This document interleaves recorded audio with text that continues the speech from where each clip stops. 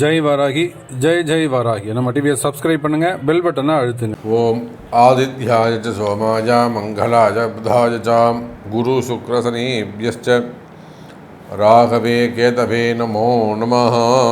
ஆதித்யாதி நவகிரதேவதாபியோ நமः. ஸ்ரீகுருப்பியோ நமः. எல்லாம் வல்ல என் குருநாதரையும் ஆதித்யாதி நவகிரகங்களையும் என்னுடைய குலதெய்வத்தையும் வணங்குகிறேன். செப்டம்பர் மாத ராசி பலன்கள். உலகம் முழுவதும் வாழக்கூடிய என் அன்பு பக்தர்களே, செப்டம்பர் மாத ராசி பலன்கள். சூரிய பகவான் தன்னுடைய சொந்த வீடான சிம்மத்திலே ஆட்சி பலம் பெறுகின்ற அற்புதமான ஒரு மாதம். எப்பொழுதுமே சூரியனை அடிப்படையாக கொண்டது தான் மற்ற எல்லா கோள்களும் கிரகங்களும். அதெல்லாம் வலுவான கிரகம் சனியாக இருக்கலாம், குருவாக இருக்கலாம், ரொம்ப வேகமான கிரகம் செவ்வாயாக இருக்கலாம், பணத்தை வாரி வழங்கக்கூடிய குரு சுக்கிரனாக இருக்கலாம். அப்போது எத்தனை வலுவான கிரகங்கள் இருந்தாலுமே கூட சூரியன் தான் ரொம்ப முக்கியம். அப்பேற்பட்ட சூரிய பகவான் ஆட்சி பலம் சிம்மத்தில் ஆட்சி பலம் பெறுகின்ற ஒரு அற்புதமான மாதமாக இந்த செப்டம்பர் மாதம் திகழ்கிறது. அப்போ இந்த செப்டம்பர் மாதத்தை பொறுத்தவரையில் மேஷம், சிம்மம், அதே போல் கும்பம் மற்றும் விருச்சகம், இந்த ராசிக்கெல்லாம் ஒரு சிறப்பான பலன்கள் இந்த மாதம் அமைகிறது. இதுபோக 12 ராசி என்பர்களுக்கும் உலகம் முழுவதும் வாழக்கூடிய, நீங்கள் என்ன ஊரில் எந்த கண்ட்ரியில் இருந்தாலும் சரிதான், அப்போ உலகம் முழுவதும் வாழக்கூடிய அத்தனை ஜீவராசிகளுக்கும் 12 ராசி என்பர்களுக்கும் இந்த ஆவணி மாதம் பொதுவாக சிறப்பானதாக இருக்கும். ஏன்னா சூரியன் சிறப்பான முறையில் இருக்கிறார். காலபுருஷனுக்கு 5ஆம் பாவத்தில் தன்னுடைய சொந்த வீட்டில் ஆட்சி பலம் பெறுகின்றார். ஏன்னா இப்போ சனி வேற வக்ரம் அடைஞ்சிருக்கிறாரு. சூரியனுக்கு சனியுடைய பார்வை கிடைக்கல. சனி சூரியன் சேர்க்கை இருக்குமே, ஆனால் அது அரசாங்கத்துக்கே ஆபத்து ஏற்பட்டிருக்கும். இப்போ கூட பார்த்தீங்கன்னாக்கா வங்காளதேசத்தில் நம்முடைய அருகாமையில் இருக்கக்கூடிய ஒரு நாடு வங்காளதேசம். இந்த பங்களாதேஷில் இப்போ இராணுவ புரட்சி ஏற்பட்டிருக்கு. இந்த பக்கம் பாகிஸ்தான்லேயும் பிரச்சனையாக இருந்துக்கிட்டு இருக்கு. அதே போல் ஈராக் அங்கேயும் கொஞ்சம் ப்ராப்ளமாக இருந்துக்கிட்டு இருக்கு. அப்போ இந்த கிழக்கிந்திய அந்த நாடுகளுக்கெல்லாம் பிரச்சனைக்கு காரணம் இந்த சனி பகவானுடைய வக்ரம். அதே போல் இந்த செப்டம்பர் மாதம் சூரிய பகவான் சிம்மத்தில் இருக்கும்போது, ஒருவேளை சனி பகவான் நார்மலான பொசிஷனில் கும்பத்தில் இருப்பாரே, ஆனால் அது 12 ராசிக்கும் அந்த அரசாங்கத்துக்கே கூட அது பிரச்சனையாக இருந்திருக்கும். நல்ல வேளை அந்த சனி பகவான் வக்ரம் அடைஞ்ச காரணத்தினால் 12 ராசி அன்பர்களுக்கும் நல்ல சுபத்துவமான பலன்கள் அரசாங்கத்துக்கும் அரசியல் தலைவர்களுக்கும் நாட்டுக்கும் நாட்டு மக்களுக்கும் விவசாயத்திற்கும், மாடுகன்று வச்சுருக்கக்கூடியவங்க, தோட்டந்தொடர்பு வச்சுருக்கக்கூடியவங்க, நீர்ப்பாசனத்தை நம்பி இருக்கக்கூடியவங்க, மெயினாக விவசாயம் செய்யக்கூடிய என் அன்பு சகோதர சகோதரிகள், அப்போ இவங்க பொதுவாகவே இந்த நாட்டிற்கு இந்த செப்டம்பர் மாதம் ஒரு சிறப்பான நல்ல புண்ணியமான பலன்களை தரப்போகுது. ஒரு புண்ணியமான மாதம்னு சொன்னால் கூட அது ஏற்றுக்கொள்ளக்கூடியதாக இருக்கும். காரணம் என்னன்னு கேட்டிங்கனாக்கா, சூரியனோடு இணைந்த புதன் பகவான் 2-11 கூடையவன் சூரியனுக்கு. 2-11 கூடிய புதனும் இங்கே சிம்ம ராசியில் அமைந்திருக்கிறார். குரு 4-10 அமைந்திருக்கிறார். அதே போல் ராகுவும் கேதுவும் கூட இங்கே கீழே இறங்கி உத்திரட்டாதி நட்சத்திரம் இறங்கி கீழே வந்துக்கிட்டு இருக்காங்க. அப்போ பொதுவாக இந்த செப்டம்பர் மாதத்தை பொறுத்தவரையில் சனியுடைய நட்சத்திரத்தில் ராகுவும், இந்த பக்கம் பார்த்திங்கனாக்கா அஸ்தம் நட்சத்திரத்தில் கேதுவும், அதே போல் சதயம் நட்சத்திரத்தில் சனி பகவானும் சஞ்சாரம் செய்கிறார்கள்.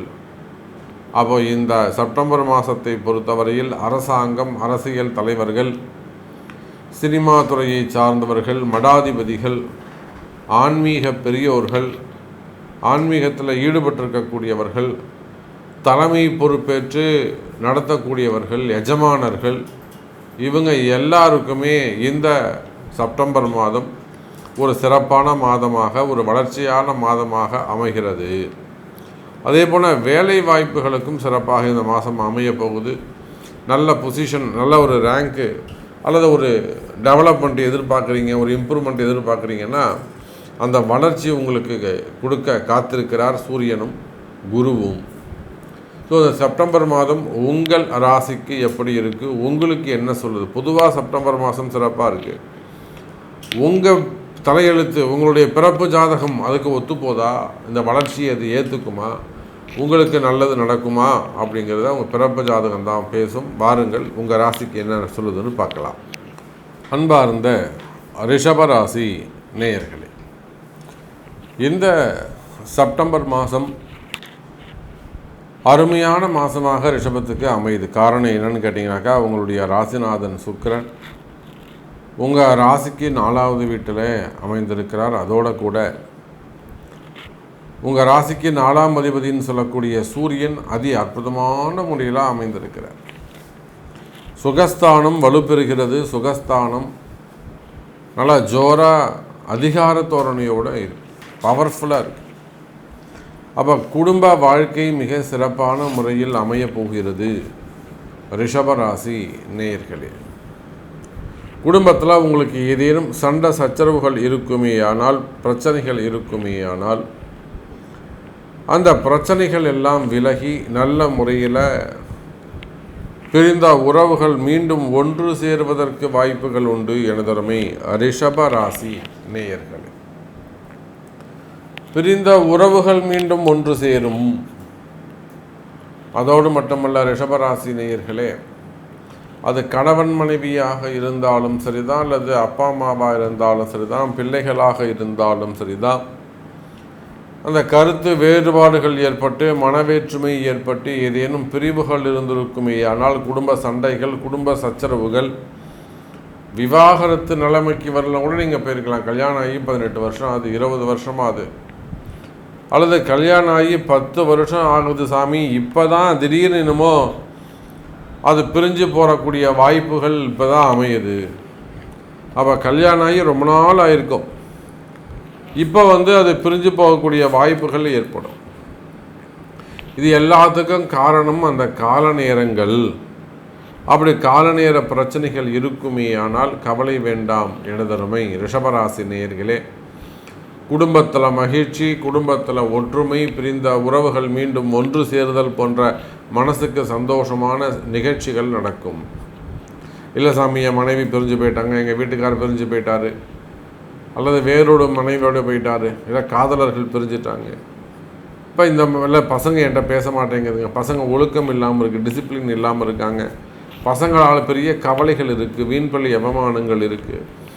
இந்த மாதிரி குடும்பத்தில், உங்களுடைய குடும்பத்தில் ஏதேனும் கஷ்டங்கள் இருக்குமே ஆனால் கவலை வேண்டாம் ரிஷபராசி அன்பர்களே. குடும்பம் சிறப்பானதாக மகிழ்ச்சியானதாக அமையப் போகிறது. இந்த மாதம் பொதுவாக ரிஷபராசிக்கு வளர்ச்சிக்கான மாதம்.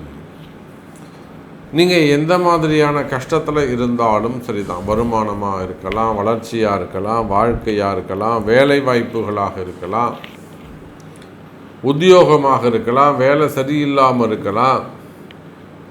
அப்போ நீங்கள் எந்த மாதிரியான கஷ்டத்தில் இருந்தாலும் ரிஷபராசி நேயர்களே, இந்த மாதம் கஷ்டங்கள் விலகக்கூடிய மாதமாக அமைகிறது. துன்பங்கள் நீங்கி மகிழ்ச்சிகள் பெருகக்கூடிய மாதமாக அமைகிறது. பொதுவாக ரிஷபராசி நேயர்களே, உங்களுடைய துன்பத்திற்கு உங்களுடைய ஊழ்வினை கர்மா தான் காரணம். ஏன்னா நம்ம தினந்தோறும் ரிஷபராசி அன்பர்களை சந்திக்கிறோம், பெரிய பெரிய மனிதர்களை சந்திக்கிறோம், நல்ல பிஸ்னஸ் பெரிய ஒரு தொழில் அமைப்புகளில் இருக்கக்கூடியவங்களை நம்ம சந்திக்கிறோம், தொழில் நிறுவனங்கள், எத்தனையோ கம்பெனி போய் நம்ம பரிகாரங்கள் செஞ்சு வைக்கிறோம். பெரிய பெரிய தொழில் நிறுவனங்கள் அவங்கெல்லாம் கூட இந்த ரிஷபராசியாக இருக்கிறாங்க. இந்த வாஸ்து குறைபாடுகள் இதெல்லாம் கூட நம்ம சரி பண்ணி வைக்கிறோம். அப்போ இருந்து நமக்கு என்ன தெரியுது அப்படின்னாக்கா, ரிஷபராசி என்பவர்கள் ரொம்ப துன்பத்தில் ஒரு கஷ்டப்படக்கூடிய சூழ்நிலையில், அல்லது வருமானம் குறைவு, டிரான்சாக்ஷன்ஸ் குறைவு, பிஸ்னஸ் குறைவு, இது போன்ற சங்கடங்களிலே ரிஷபராசி அன்பர்கள் இருக்கிறார்கள். ஆனால் கவலை வேண்டாம் ரிஷபராசி அன்பர்களே, இந்த மாதம் சிறப்பான மாதமாக அமைகிறது.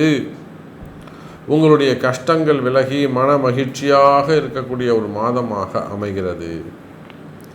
சரி, தொழில் அமைப்புகள் எப்படி சாமி இருக்குது? தொழில் அமைப்புகளை பொறுத்தவரையில் தொழில் அமைப்புகள் சிறப்பானதாக உள்ளது. அது உள்நாடாக இருந்தாலும் வெளிநாடாக இருந்தாலும், நீங்கள் எங்கே தொழில் செய்யக்கூடியவங்களாக இருந்தாலும் தொழில் அமைப்புகளில் ஒரு நல்ல நிலையான வருமானம் வரக்கூடிய வகையிலே அமைகிறது எனதருமை ரிஷப ராசி நேயர்களே.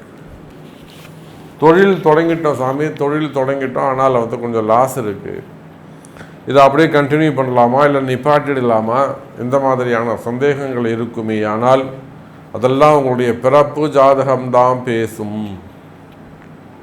அல்லது நல்ல கம்பெனி போயிட்டு இருந்தது சாமி, நல்லாவே போயிட்டு இருந்தது, தப்பே கிடையாது, திடீர்னு பார்த்தீங்கன்னா டவுன் ஆகிடுச்சு, பிஸ்னஸே இல்லை. அப்போ ஏதேனும் ஒரு திருஷ்டிகள் காரணமாக இருக்குமா, அக்கம் பக்கத்தில் இதை வியாபாரம் பண்ணக்கூடியவங்க கடைக்காரங்களுடைய பிரச்சனையாக இருக்குமா, இல்லை ஹவுஸ் ஓனர் ப்ராப்ளமாக இருக்கிறோமா, இல்லை ஏதேனும் போட்டி பொறாமைகள் இருக்குமா, அல்லது எல்லாத்துக்கும் மேலே ஏதேனும் செய்வினை கோளாறுகளாக இருக்குமா என்று பயத்துடன் இருக்கக்கூடிய ரிஷபராசி நேயர்களே, தொழில் அமைப்புகளில் ரொம்ப ஜாக்கிரதையாக இருக்கணும். உங்கள் பிஸ்னஸில் நீங்கள் ரொம்ப கேர்ஃபுல்லாக இருக்கணும். திருஷ்டிகள் ஏற்படுவதற்கு வாய்ப்புகள் உண்டு.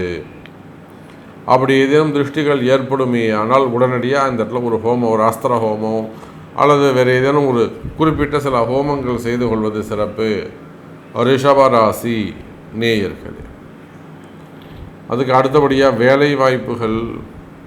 வேலை வாய்ப்புகளை பொறுத்தவரையில் ரிஷபராசி நேயர்களே, வேலை வாய்ப்புகள் அதிகரிக்கும், வேலையில் நல்ல முன்னேற்றங்கள் இருக்கும், வருமானங்கள் அதிகரிக்கும், தொழில் அமைப்புகள் சிறப்பானதாக இருக்கும், வெளிநாடு செல்வதற்கான வாய்ப்புகள் உருவாகிறது எனதருமை ரிஷபராசி நேயர்களே. அப்போ வேலையை பொறுத்தவரையிலும் அற்புதமாக இருக்கும், நல்ல வளர்ச்சி இருக்குது, நல்ல ப்ரமோஷன்ஸ் இருக்குது, எல்லாமே இருக்குது சாமி. ஆனால் எனக்கு அமையலை, எனக்கு ப்ரமோஷன்ஸ் இருக்குமானா நிச்சயமாக உங்களுக்கு ஒரு அங்கீகாரம் கிடைக்கும், நல்ல ஒரு நேம் ரெகக்னைஸ் கிடைக்கும், கவலை வேண்டாம் ரிஷபராசி நேயர்களே. அதே போலத்தான் திருமண யோகத்தை பொறுத்தவரையில் ரிஷபராசி நேயர்களுக்கு திருமண யோகங்கள் கைகூடும். முதல் திருமணம், இரண்டாவது திருமணம், தடைப்பட்ட திருமணம், தள்ளி போன திருமணம் மற்றும் காதல் திருமணங்கள், இதில் என்ன தடைகள் ஏற்பட்டிருக்குமே ஆனால் திருமண தடைகள் விலகி திருமண யோகங்கள் கைகூடக்கூடிய காலமாக அமைகிறது. அதே போல் இரண்டாவது திருமணம், வயோதிக திருமணம், காலம் தாழ்ந்த திருமணங்கள், குழந்தை பாக்கியங்கள், கல்யாணம் ஆகி 8 வருஷமாகுது, 10 வருஷமாகுது, ஐவிஎஃப்னா 2-3 வாட்டி ட்ரை பண்ணிட்டேன் சாமி, எனக்கு கிடைக்கல. அப்போ அந்த மாதிரி குழந்தை பாக்கியத்திற்கான பிரச்சனைகள் இருக்குமே ஆனால் அந்த குழந்தை பாக்கியத்தின் பிரச்சனைகள் விலகி நல்ல முறையில் குழந்தை பாக்கியம் பெறக்கூடிய வாய்ப்புகள் ஏற்படுகிறது. அதே போல் பொண்ணுக்கு 30 வயசாகுது, 35 வயசாகுது, பொண்ணுக்கு இன்னும் கல்யாணம் ஆகலை, மாப்பிள்ளை கிடைக்கல, கவலை வேண்டாம் ரிஷபராசினியர்களில் திருமண யோகங்கள் கைகூடும். நிறைய நம்ம வெளிநாடுகள்லேருந்து பார்க்குறோம், திருமண யோகங்கள் கைகூடும். ஆட்டிசம் ப்ராப்ளம் இருக்குது பசங்களுக்கு, பிறப்புள்ள ஜென்மாந்திரத்தில் செய்த பாப புண்ணியங்கள் அடிப்படையில் இந்த ஆட்டிசம் இருக்கக்கூடிய குழந்தைகளாக பிறந்துடுது. அப்போது ஆயுள் ஆரோக்கியத்தில் அதிக அக்கறை, அதிக கவனம் செலுத்த வேண்டும் ரிஷபராசி நேயர்களே. ஹெல்த் இஷ்யூஸ் வராமல் நீங்கள் பார்த்துக்கணும். அதுக்கு அடுத்தபடியாக பார்த்தீங்கன்னாக்கா கடன் சுமைகள், கடன் பிரச்சனைகள், வம்பு வழக்குகள், சொத்து தகராறுகள், மெயினாக கடன் சுமைகள், கடன் பிரச்சனைகள், வம்பு வழக்குகள். இந்த வம்பு வழக்குகள் பொறுத்தவரையில் ரிஷபராசினியர்களை இந்த மாதம் உங்களுக்கு ஃபேவரபுளான ஜட்ஜ்மெண்ட்ஸ் வருவதற்கான வாய்ப்புகள் உள்ளது. அதே போல் செய்வினை கோளாறுகள் இருக்குமே ஆனால் இந்த செய்வினைகள்லாம் விலகி நல்வினைகள், தீவினைகள் விலகி நல்வினைகள் அதிகரிக்கக்கூடிய மாதமாகவும் இந்த மாதம் அமைகிறது. குறிப்பாக கடன் சுமைகள், கடன் பிரச்சனைகள், வம்பு வழக்குகள், மான அவமானங்கள், இந்த மாதிரியான பிரச்சனைகள் இருக்குமே ஆனால் கவலை வேண்டாம் ரிஷபராசினியர்களே, அவையெல்லாம் கூட விலகக்கூடிய மாதமாக அமைகிறது. ஒரு சில நேரங்களில் நீங்கள் எடுக்கக்கூடிய ஒரு முட்டாள்தனமான முடிவுகள் உங்களையும் உங்கள் குடும்பத்தாரையும் உங்களுடைய எதிர்காலத்தையும் பாதிப்படைய செய்கிறது. எனவே பதறிய காரியம் சிதறி போகும் என்பதை மனதில் வைத்துக்கொண்டு எதையும் கொஞ்சம் நிதானமாக செயல்படுவது சிறப்பு ரிஷபராசி நேயர்களே. அப்போ நிறைய விஷயங்கள் நம்ம பேசிக்கிட்டே போகலாம். ஸோ உங்களுக்கு என்ன கேள்வி, உங்களுக்கு என்ன நடக்கணும் அப்படிங்கிறத உங்களுடைய பிறப்பு ஜாதகம்தான் பேசும். உங்கள் பிறப்பு ஜாதகத்தை கொண்டு தொடர்பு கொள்ளுங்கள் என்பதை தெரிவித்துக்கொண்டு மீண்டும் வேறொரு அற்புதமான பதிவில் சந்திக்கிறேன். நன்றி, நமச்சிவாயம், ஜெய் வராகி.